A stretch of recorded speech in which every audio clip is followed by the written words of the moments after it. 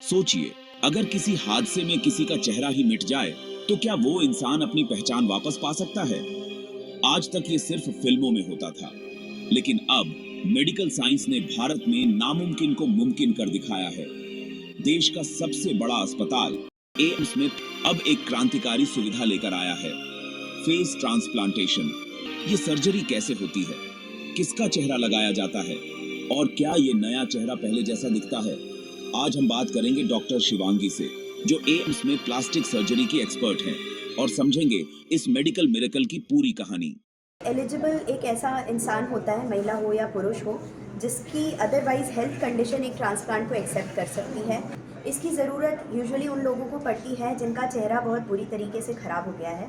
ऐसा यूजुअली होता है जब कोई एसिड अटैक के विक्टिम होते हैं, या किसी को बहुत डीप इलेक्ट्रिक बर्न्स हो गए फेस में जिसकी वजह से उनके सारे टिश्यूज़ डैमेज हो गए, या फिर किसी को गन शॉट इंजरी हो गई, गोली चलने की वजह से फेस पूरा डिसफिगर हो गया, या कोई मेजर एक्सीडेंट हुआ, या फिर जो आर्मी में जो लोग होते हैं, जो वॉर में कैजुअलिटीज़ होती हैं, उन लोगों के डिसफिगर्ड फेसेस के लिए एक ब्रेन डेड डोनर, जिसका जो ब्रेन है वो अब फंक्शन नहीं कर रहा बट बॉडी में सर्कुलेशन चालू है, ऐसे इंसान के फैमिली को काउंसिल किया जाता है कि आप इनका चेहरा डोनेट कर सकते हैं।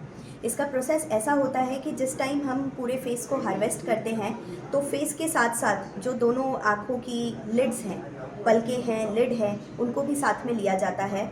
जो हमारे फेस की सारी मसल्स हैं, जो नोज़ है, नोज़ का स्ट्रक्चर है, जो सारी नर्व्स हैं, इन सारे स्ट्रक्चर को सप्लाई करती है कि मुंह की मूवमेंट हो सके, वो सारे स्ट्रक्चर्स को, और पूरे के पूरे skin, soft tissue, forehead, scalp करके फोरहेड को दिया जाता है। कई बार इसके साथ हम फेस की हड्डियाँ जैसे कि मैक्सिला और मैंडिबल, इसको भी साथ में लेते हैं जिन लोगों की हड्डियाँ ऑलरेडी डैमेज्ड हैं उनके लिए। ये सर्जरी 2 फेजेस में होती है, एक होता है हार्वेस्ट फेज और एक होता है रेसिपिएंट फेज। हार्वेस्ट फेज का मतलब जो डोनर है, जिनसे ये फेस लिया जाएगा, उनके चेहरे को हार्वेस्ट करना।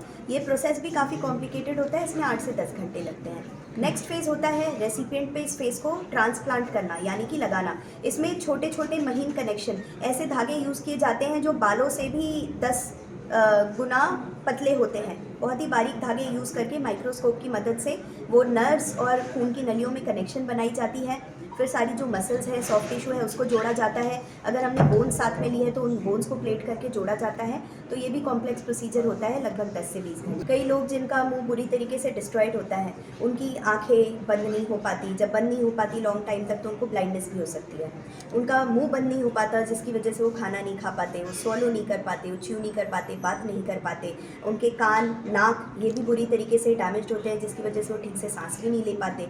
तो ये सारी चीज़ों में हम फंक्शनल इम्प्रूवमेंट, पहले जैसा एग्जैक्ट चेहरा नहीं बनाया जा सकता, बट अगर फेस का जो बोनी स्ट्रक्चर है वो इंटैक्ट हो तो जो स्किन हम उसके ऊपर ड्रेप करते हैं वो लगभग पहले के जैसा कुछ स्ट्रक्चर दे सकता है, बट पूरा का पूरा पहले के जैसा चेहरा बनाना संभव नहीं होता। बट हाँ, फेस ऐसा होगा कि वो सोसाइटी में दिखाने लायक हो। एम्स इसके लिए काफ़ी हद तक तैयार है। In terms of surgical skill, infrastructure, multi disciplinary organisation, हम पूरी तरीके से तैयार हैं। अगर आपको ये मेडिकल ब्रेक थ्रू सुनकर गर्व हुआ तो इस वीडियो को शेयर करें, ताकि ये जानकारी उन लोगों तक पहुंचे जिन्हें इसकी सबसे ज्यादा जरूरत है।